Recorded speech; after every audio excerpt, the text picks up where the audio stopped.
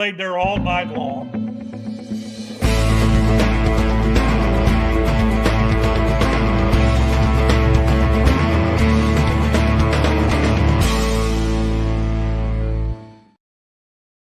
Hi, I'm David with EV World News. We're talking about electric vehicles, green energy, and the stock markets. And I'm back today with our founder and chief editor, Bill Moore. How's it going today, Bill? Well, it's going on less than an hour's sleep. Yeah, that may make it rough. Well, hopefully you won't pass out during the, If I while do, we record this. you'll know why.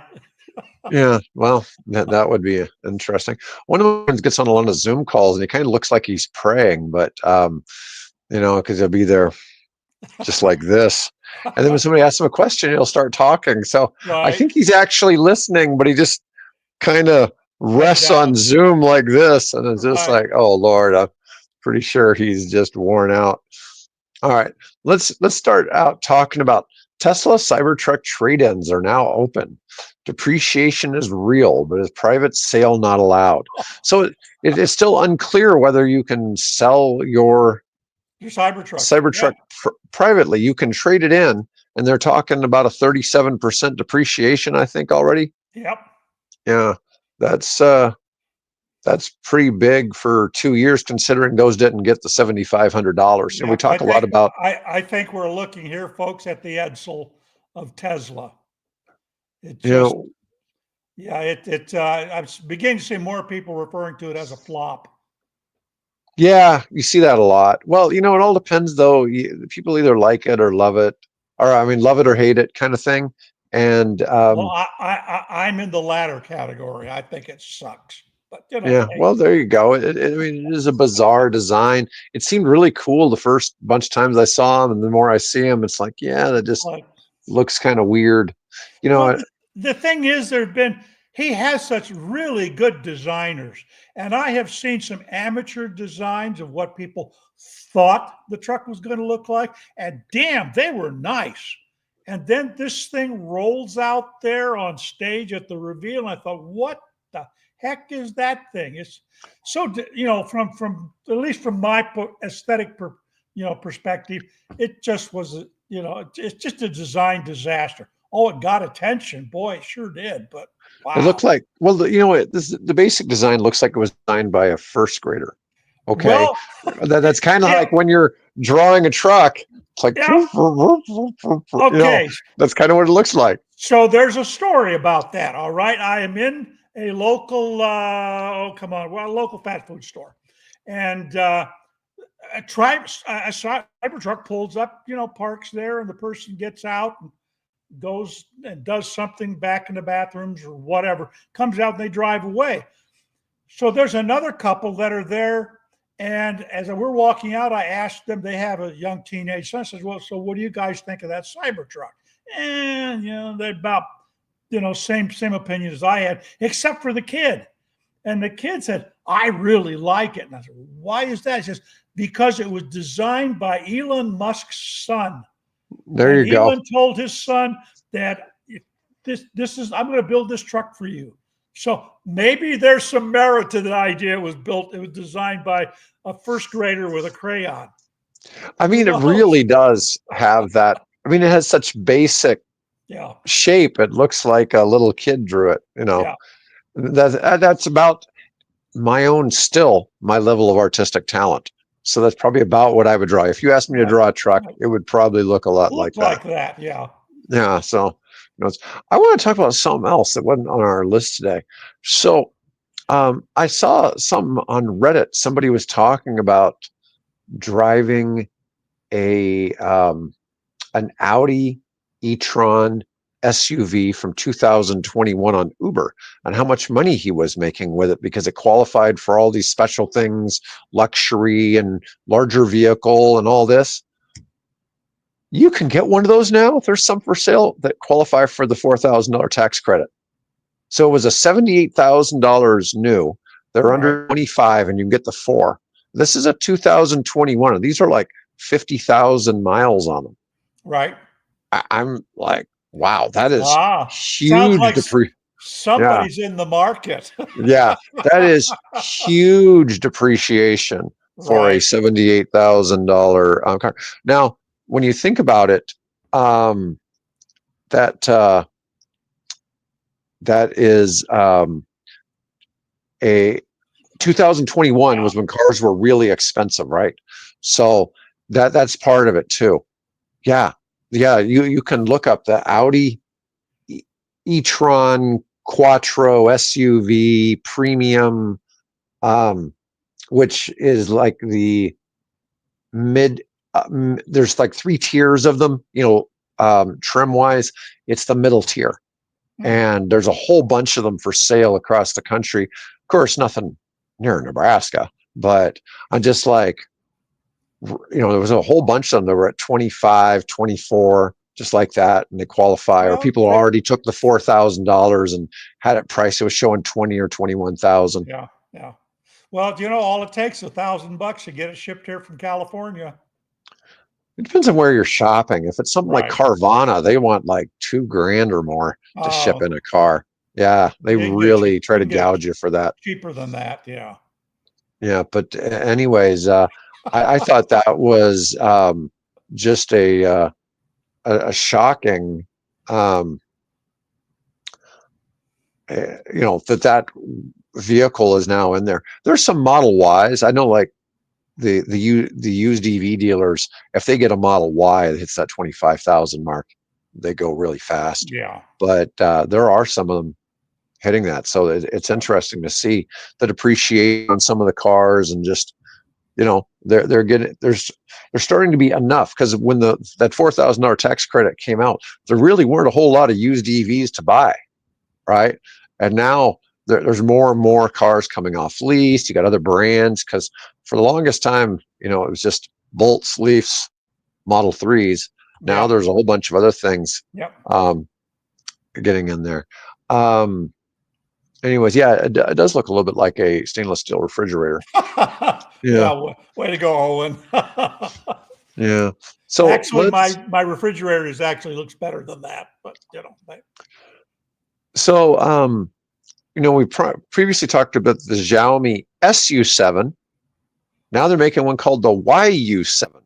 They must like the number 7. I must really like that number 7 for some reason. But here it is, and it looks so. Ferrari has a new SUV yeah. coming out. Okay, Right. and it looks just like the Ferrari Hmm. SUV. Let me see. There's another picture of it there. I mean, there's the Ferrari. The only difference being the dent behind the front wheel Yeah, panel. yeah. It's Not so, sure what that's meant to convey, but yeah. Um, Still, it's awfully similar to that. They haven't announced yet what that car is going to cost. There were some theories that it might be like 30 grand, but they said no, it's going to be more designed to compete with the Model Y and a couple of others. So I'm expecting it's going to be a little more expensive, because the other car is 30 grand, the SU7. So, but even if they bump that up to 40 grand, it'd still be pretty insane. I mean, we did that. We talked last week about that BYD Denza Z or whatever, the hmm 1,000 horsepower car for $41,000. It's just, what some of the stuff they're doing in China is just unreal. I mean, obviously this Xiaomi is only going to be sold in China for a while. They said that they have no interest in hitting other markets because the Chinese market is so large. yeah. Well, yeah, billion Um, people. So right. And they're the world's largest car market. EV adoption is, it's one of the, it sells the most EVs. It's the largest EV marketplace. So yep. what is it? Half the world's EVs sell in China? Oh yeah, So, yeah. you know, it makes a lot of sense. Um, it's a dual motor configuration, 681 horsepower. Oh, that's the max version. The max version, um, with 866 nanometers of torque. Let's see. The acceleration, well, it says 0 to 100 kilometers is about 3.2 seconds. That's about this. It's actually Well, that's pretty good, actually. basically the same as 0 to 60. 0 60. Yeah. Um, claimed range of 770 kilometers on about 102 kilowatt hour battery pack. 770, that'd be what? Like 390 probably, 400. Be real close. You know, would 60,000 be a lot in the US? I mean, probably not. And I can't really think of any cars that are convertible anymore in the US or period. I mean, convertibles, they seem to come and go. There'll be a phase where people are, you know, where there's manufacturers making convertibles and selling them, and then you just kind of see them go away. Yeah. I saw what I had. Yes, this over the weekend. I had, oh God, it was like a late 50s, early 60s. And I'm trying to think, it might have been a Plymouth, you know, Oh, wow. convertible, you know. Oh, yeah, one of those big ones. Yeah, one of the big ones, you know, one of the big American, you know, yachts, land yachts. So Mm-hmm. they're, you know, yeah, you're right. Every now and then they get in there's a mood in the market for convertibles. So Yeah. They're thinking it may be closer to the competing with the Model Y, which in China sells for 36,000, which is pretty cheap for it too. So, anyways, I thought, but then bear in mind that the wages in China are a fraction of what they are here.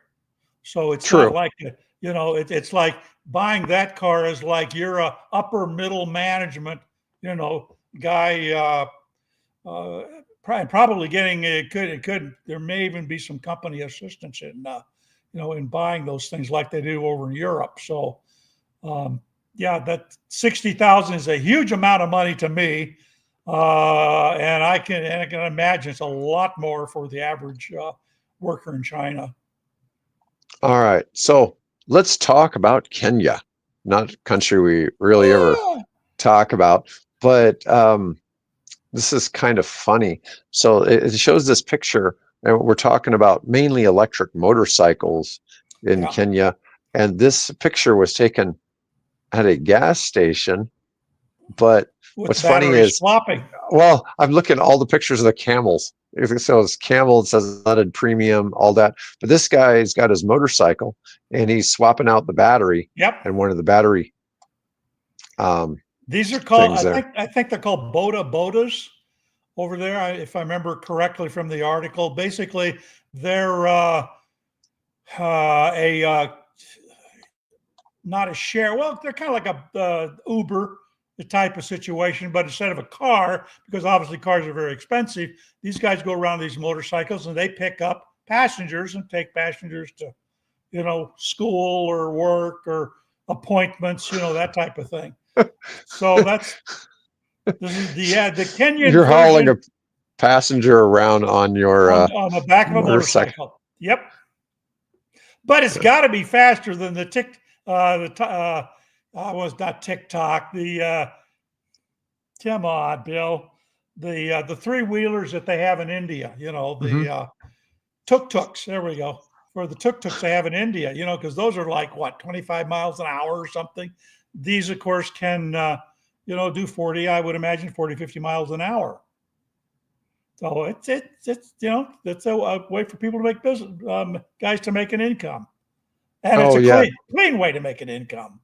Yeah, no, that's real. I don't know. I've seen pictures of people on like a scooter with their two kids on the back of it, and I'm just like, oh my God, you know, it's just hard to fathom seeing something like that here. You'd get pulled over for that here in America. Mm-hmm. Well, we're talking about Kenya at the moment. Yeah. We're discussing Kenya. But in 23, there were about 71,000 motorcycles sold in Kenya, of which about 2,500 were electric. So that means 3.6%. And it's going up.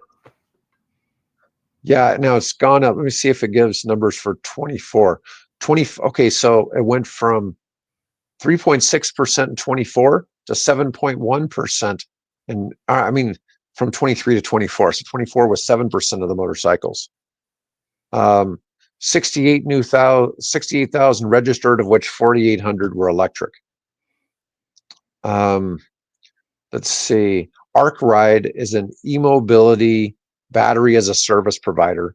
Announced $5 million of financing from British International Investment, which is the UK's development finance institution and impact investor, provide affordable, reliable, and clean e-mobility solutions for rapidly developing cities in Kenya. You know, we talked once, what was it, about Ethiopia banning gas cars. And then when you start doing research, it's like there's like 2 cars for every 1,000 people in the country.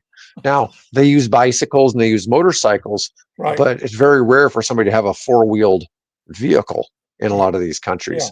Yeah. Now, there's not just challenges for having electric, in some of these countries. You have a challenge even having gas stations. So a lot of these places, the energy is having to be trucked in somewhere, whether it be diesel fuel to power generators for electricity or whatever. When they can get it, a lot of these countries benefit from hydroelectric. One of the major crimes in Nigeria is the theft of gasoline. They get it either they tap the pipeline, or they steal it when and where they can. Because again, that's if you're dependent on gasoline for your motor vehicles, you're gonna have to get it from somewhere, and a fair share of that is on the black market these days in some of those countries. Not all of them, but some of them. It's interesting that they're doing this battery swap technology, because I wouldn't think it would take that long to charge up a motorbike, but maybe it does. But it is interesting because once again, you've got all this big bank of batteries that are charging that can be helping stabilize the grid as well, right? So there's all these. One would think it'd be interesting to get somebody. Hey, if anybody over there in Kenya and Nairobi is listening, we'd love to talk to you about how this is being done. Is it being used from renewable energy? Are they? I don't even know where a lot of that power comes from in the country. Something I should probably look up. I've noticed before that a lot of your African countries are really heavy in hydroelectric. And because of pressure from like the World Economic Forum and stuff like that, they really don't have the amount of fossil fuel generating power stations. So they've really held down that. They don't use as much in Africa fossil fuel type energy for electrical generation. Well, it depends on where you're at, because there's so much fossil fuels both onshore and offshore in West Africa. But East Africa, I'm not so sure. I haven't really done a lot of research onto where their energy comes from. But I agree. I think probably a fair share of it comes from hydroelectric. Obviously the headwaters of the Nile, is in northern Kenya and those areas. So it wouldn't surprise me. Of course, they may have a lot of natural gas. They sit on a rift line, because if you've been following this much, East Africa is slowly separating. It'll take a few million years, but slowly separating from the rest of Africa. Down the Rift Valley is eventually going to be the new, what are we going to call it, Indian Ocean, or whatever it ends up becoming. So they may have a lot of hydro or geothermal energy they could tap there. Yeah, maybe Africa will have its own ocean then. Well, that's so. Neither you or I will be around to see it, but that's the direction it appears to be going. So, yeah. Okay, let's get into our discussion on bison snot. I had put to bring that this in there up. more or less just not a joke, but just as a sort of a teaser. How many people would catch that I put an article about bison snot in EV World? Well, it's certainly a catchy headline, right? Because it's not something you'd expect. Yeah. Bison, commonly referred to as buffalo, play a critical role in maintaining the ecological balance of the American prairie. Their unique digestive system and grazing habits help disperse nutrients and promote healthy plant growth. However, bison snot also plays an important part in this process. It contains essential nutrients and microbes that benefit the soil and the plants that grow on the prairie. As bison graze, they secrete snot onto the grasses, which then serves as a natural fertilizer. This not only provides immediate nutrients for the plants, but also promotes the growth of beneficial microbes that maintain soil health. Now, this is just something, like I said before. So I guess when I blow my nose, I'm secreting Why did useful Bill put nutrients. that in there? You want to know, right? Yeah. You know, So one of my little side projects is a augmented reality game where you take and find, capture, raise, and sell digital animated bison. Okay, it's called mhm, Rewild. And the idea is to use that game to educate people on the importance of preserving and growing our prairies, because it turns out that prairies are one of the best way to capture and store excess carbon dioxide, CO2. So it's a mhm. carbon capture and sequestration method that does not require large amounts of energy to pulse air out of the air and run it through a bunch of catalysts and devices and then pump it underground, store it underground.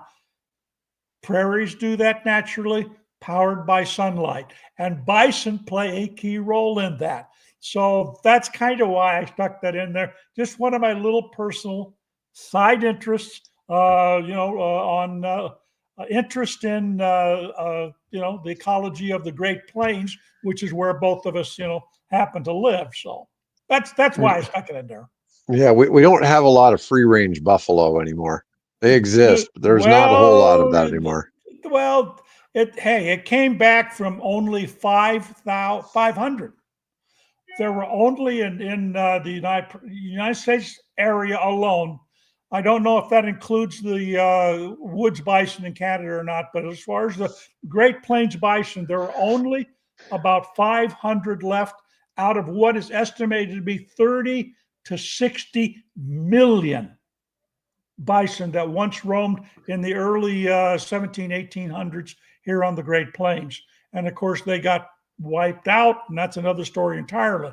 So we were down to only 500 of those animals, and now we're up to about 250,000, which is a really plus, Oh wow. for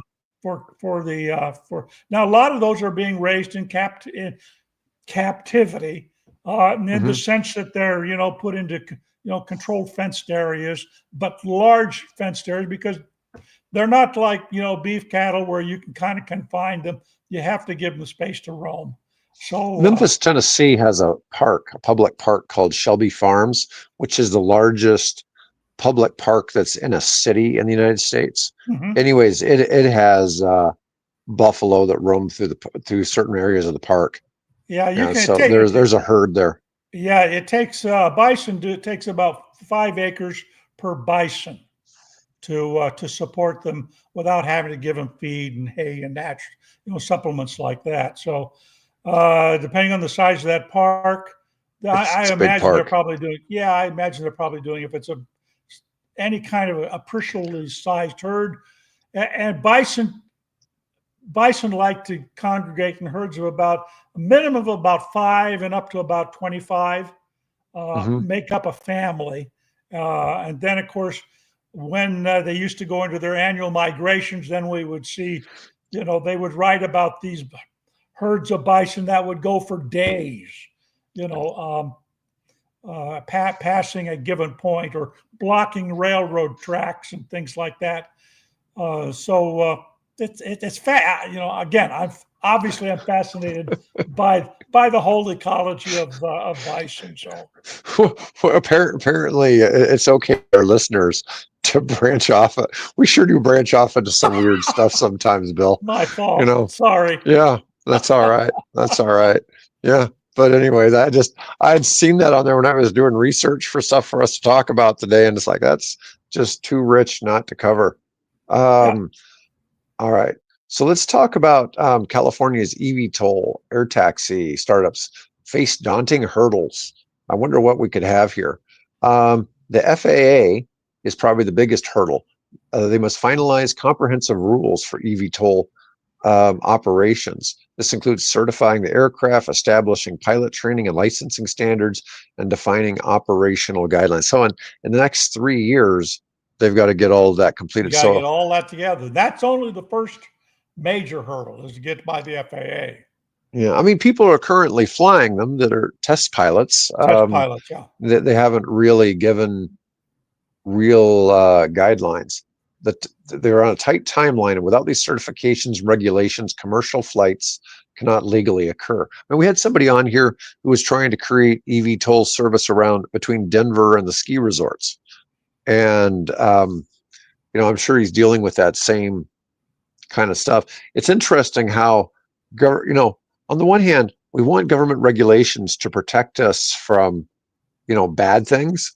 And on the Mm-hmm. flip side, we also want the government to actually act kind of quickly so something can happen. There was an executive order put in recently that now this uranium mine, I think it's in Nevada, um, got through and I can't remember which government entity it had to get licensed through, but it had already done all these studies, right, and everything. But normally, the government took 1 year from the time of this application and everything was submitted to get it through, and now the time is 2 weeks. And so this company's able to they've got all their permits now. They can start mining uranium in the United States. I wonder if they're getting some AI assistance on some of that. I don't know. That would because it could set up an AI to qualify. I mean, obviously they're using that now. HR offices are using that to screen job candidates, right? Hmm. So why couldn't they use a similar process to take and screen, zip right through,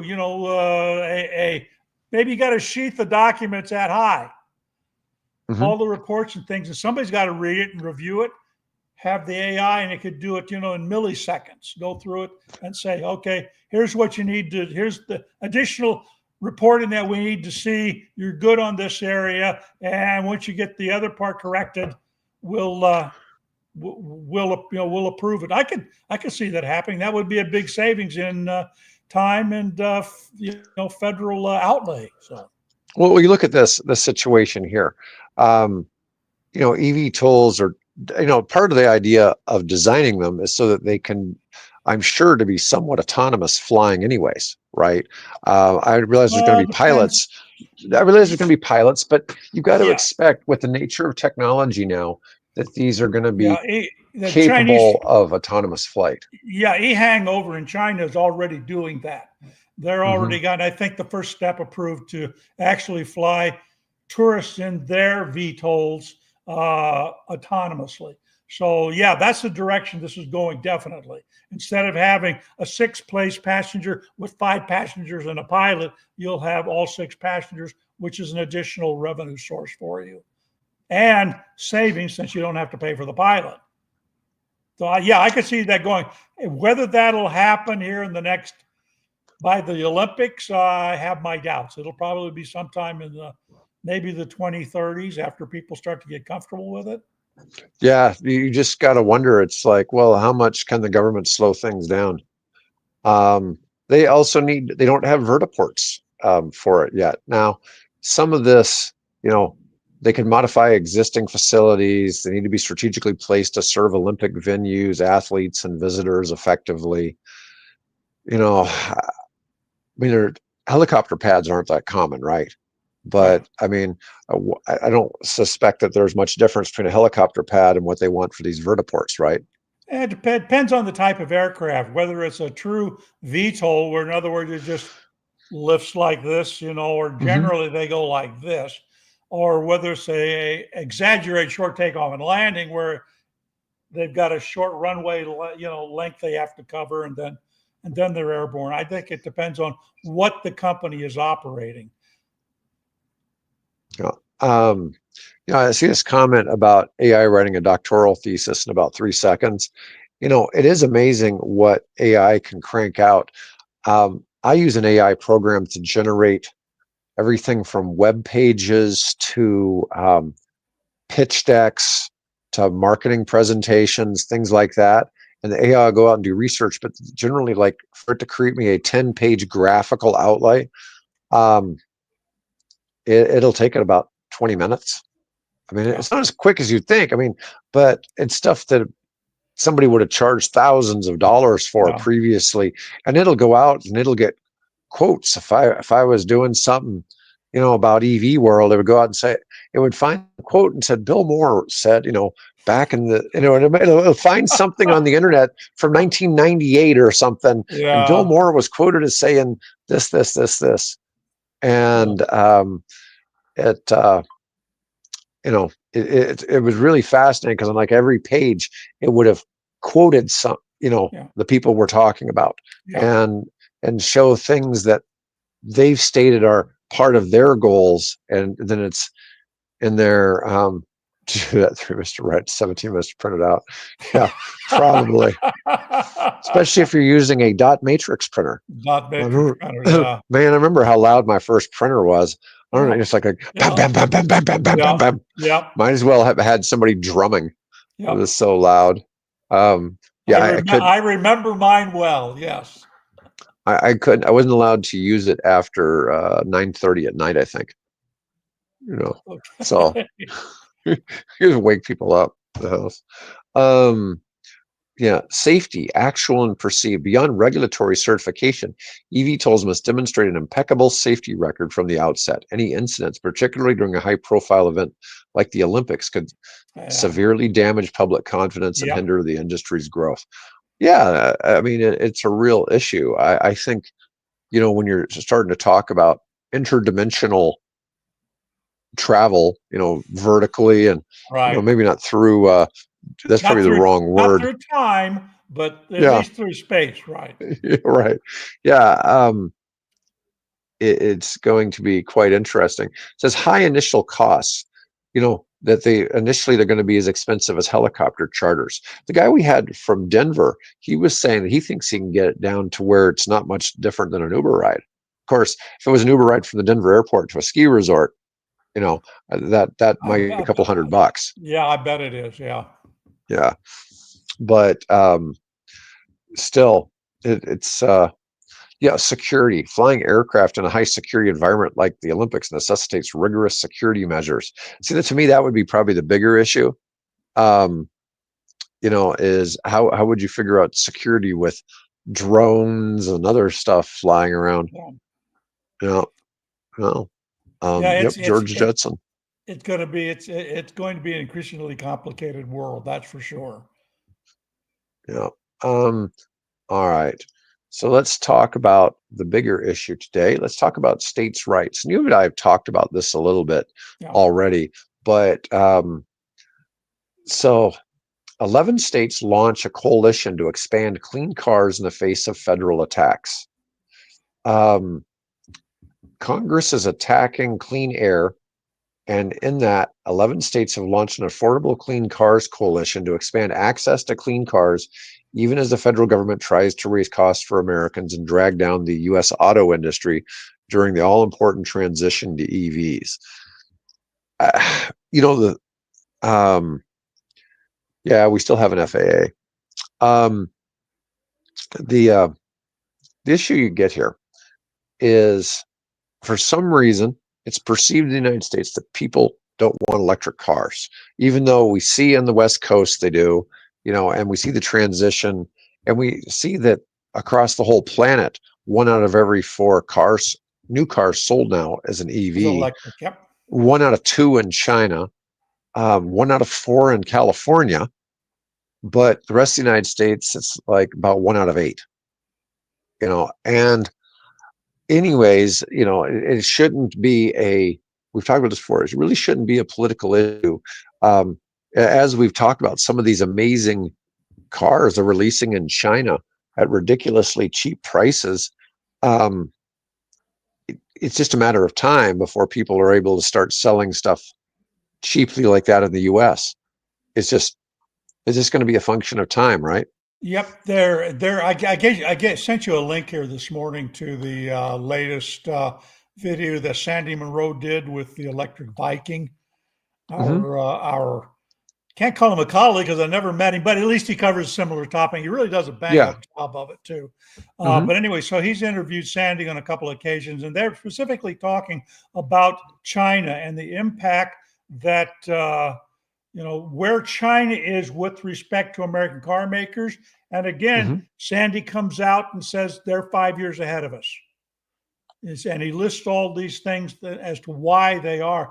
It's in fact, that's the electric Viking. I don't know what his first name is, but anyway, asks him who does he see being by 2030? Who does he see being the largest OEMs in the world?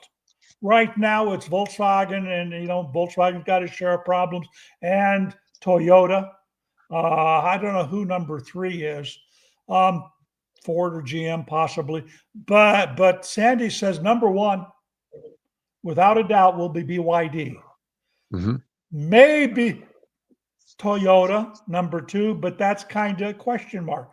But without a doubt, BYD will be number one, and there's a possibility we may even see Geely, squeeze in there possibly at number three, because Geely doesn't just make their own cars; they make cars under other brands, particularly like Like Volvo Volvo. and Hmm. Polestar and those particular cars. So it's very possible that within 5 years we'll see the Chinese will be the leading manufacturers of automobiles Hmm. globally. And of course, those automobiles will unquestionably all be electric, either electric as a plug in hybrid or all battery electric vehicles. That's where we're going. And the action by the US Congress, I have to say, 215 Republicans as opposed to 214 Democrats and independents and opposing Republicans.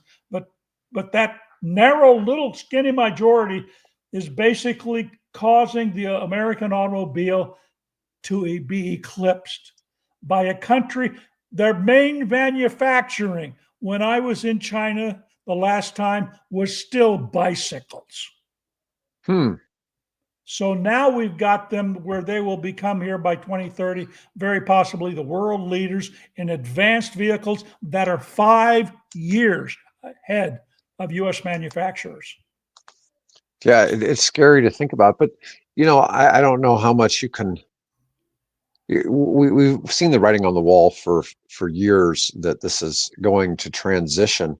It's the American car manufacturers are just kind of getting left behind. But the problem is if they were unleashing a complete attempt to change over to electric cars, the people who are still selling gas cars would still be selling them.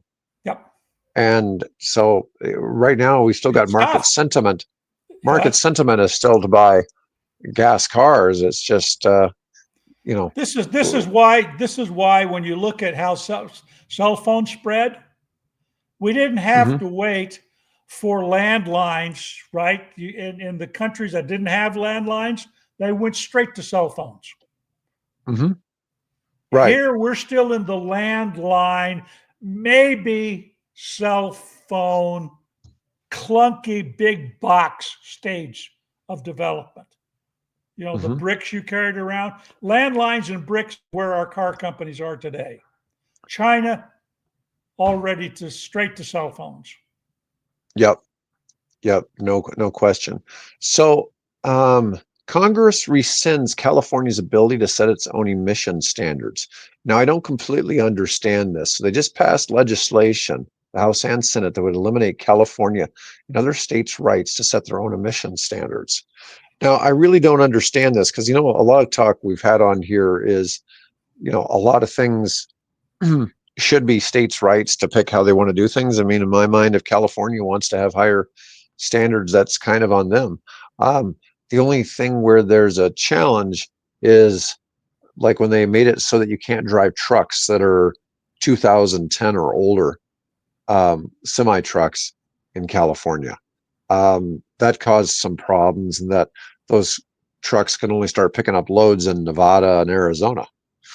Um, and But that being said, But that's I really think they should that's a have that right. minority. That's a small Right. fraction of the It people. is. It Yeah. is. It is. But I'm just saying they're they've got tough rules.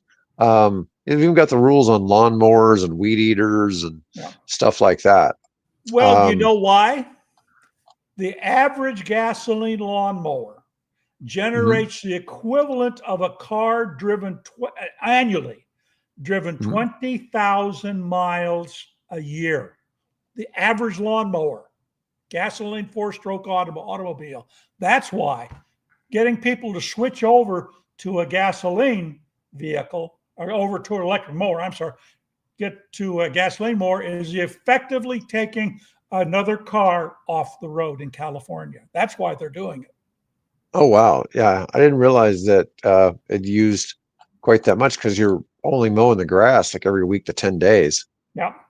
Yeah, and you're only burning You're not only even burning, like a yep. quarter of a gallon of gas. But the I mean, CO2 it's emissions are comparable to a car. I'll have to look it up. I'll come back in and comment later here on the articles. If I'm wrong, I'll correct it. But that's the number I remember. It's equivalent to taking a car off the road.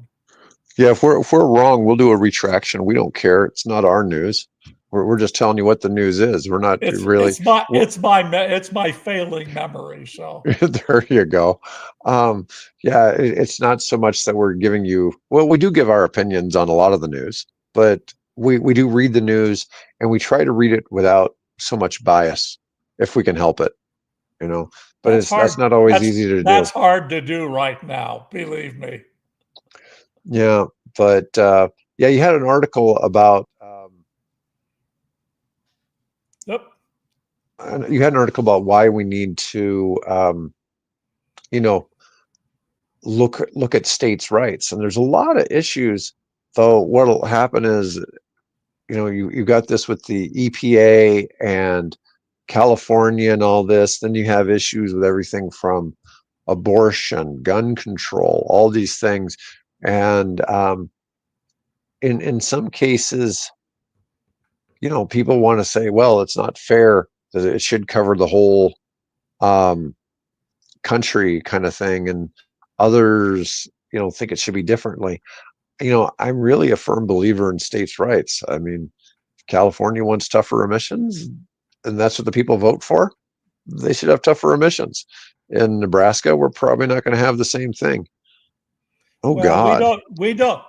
we have in Nebraska, the entire population is the equivalent to one town in greater LA, right? Hmm. So there's a difference between the air quality here and the air quality in the LA basin. Hmm. So I Yeah. think they do. This has been a debate that has been going on since the 1950s when they began. In fact, actually before that, they began to have problems with air pollution in LA and in Hollywood in the 1930s and began to work on this because they're trying to figure out where's all this dirty air coming from. It's coming from all those cars that were running around LA in the pre-war and post-war Los Angeles. And they finally got around to figuring out where it's coming from and to develop the technology in the form of the catalytic converters and things to try to control that. And Hmm. car makers, I don't want to put that expensive catalytic converter on my car. It raises the price of the car.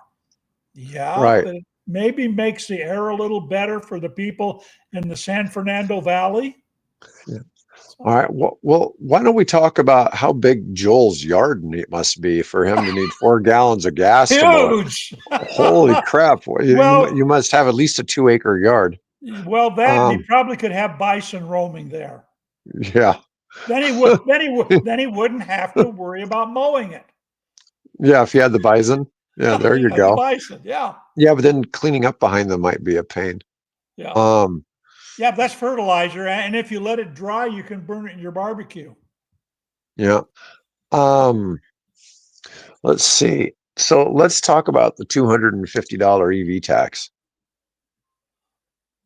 So you wanted to talk about the $250 EV tax bill. Well, because what we're happening here, I was reading some of the comments on the side. What we're looking at now is that when I had bought my first electric car, and in this case, actually my hybrid, I was paying $75 a year to make up for the federal and state excise tax on gasoline that I wasn't paying as much of if you drive a hybrid, obviously, because instead of buying, a gallon of, the fuel, for a car that gets 24 miles per gallon, I was buying one that for a car that got 40 or 45 miles per gallon. So they put that charge in. Then they decided to up that for electric cars. I now pay from the 75. Now I pay $150 a month, which I just paid like a week or a week and a half ago for our Fiat. Now, what the federal government wants to do is they want to charge us $250 a month for the excise tax that we don't pay because we use electricity. And in my mind, that is grossly unfair. And there are a lot of reasons I don't want to go into right now, but that is grossly unfair. It's nowhere near. In fact, Sierra Club says that the average American pays, I think it's $87, something like that, in their share of federal excise tax when they put gasoline in the tank of their cars on an annual basis. They're asking they're asking me to do, what is that, 87? That's what, 2.5 times that for my electric car, which doesn't have the same environmental burden Right. that gas car does. And don't even get, I did, well, gas cars are heavy, or electric cars are heavier because they have that battery. Do you know what?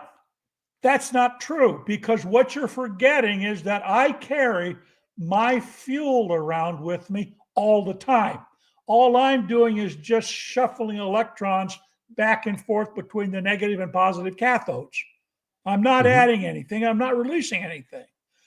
On the other hand, a gas car with a 24-gallon tank or a 12 or whatever your car happens to have, every 8.5 pounds of that is what fuel is. So if you take all the fuel that a gasoline car carries around, burns through the engine, and spews out into the atmosphere as CO2, and I'm not even including the CO2, but you take just the weight of the gasoline that an average car carries around with them on an annual basis, it's significantly more. So just do the math. How much gallon do you burn in a year? And multiply that times 8. I think it's 8.5 pounds. And you'll see that you're carrying much more weight than the 600 or 800 or 1,200 pound battery pack that might be in my electric car. So who's doing the most damage weight-wise? And that's not including the weight that is being emitted and the pollution being emitted by the tailpipe and by that CO2 that I'm generating. No, it is a significant added burden when you consider it's an extra 250 is an extra $21 a month, essentially. That's a pretty big change, because most people who are charging their cars probably aren't. Well, a lot. You're probably not spending that on electricity. No. In fact, one of the things I have discovered is I probably didn't need to install my new charger, but I'm glad I did, because now with that battery I'm pretty close to 250 miles of range now when I charge it all the way up, as opposed to the old 80, 85. Now I only have to charge that thing once a week, maybe once every couple of weeks, charge it up, which is fantastic. No, that's nice. That's nice. Joel was mentioning that MPG average across the board was going to 49 miles per gallon. I haven't really seen that. I mean, there are some cars out there, your Toyota Prius. There's some other cars out there that get more than 49 miles per gallon. Your Toyota Camry hybrid now gets like 44. There's even that Ford Maverick truck gets around 40. That's a hybrid. So there are some cars really starting to get up there in the MPG space, but it's just not a very big majority of them. You know, you go around Omaha, for every Yeah. Prius you see 5 full-size pickup trucks. Yeah. Okay, you know, for every EV you see three Suburbans. You know, it's we're in Nebraska, people tend to drive really, really large cars. It's We have and we have big families. yeah, there you go. It's big families. Yeah. So it doesn't mean there's a lot of people. They're just big people. Yeah, Yeah, just big people. big people here in Nebraska. Yeah, Anyways, that's true in more ways than you can imagine. yes. Anyways, Bill, we've covered everything we've got today, folks. All right, Oh, we've taken up your time. I hope it's been profitable, folks, letting us rant and carry on sometimes like we do. This is fun to do, and we appreciate you all listening. yes, and you got to learn some fun facts about bison today And that yeah, you bison snot. didn't But know you were going to I get to bet know about. you won't hear that anywhere else, I'll bet. No, nobody else is covering that news today. All right, Bill. I will see you later. All right. Bye. Bye-bye.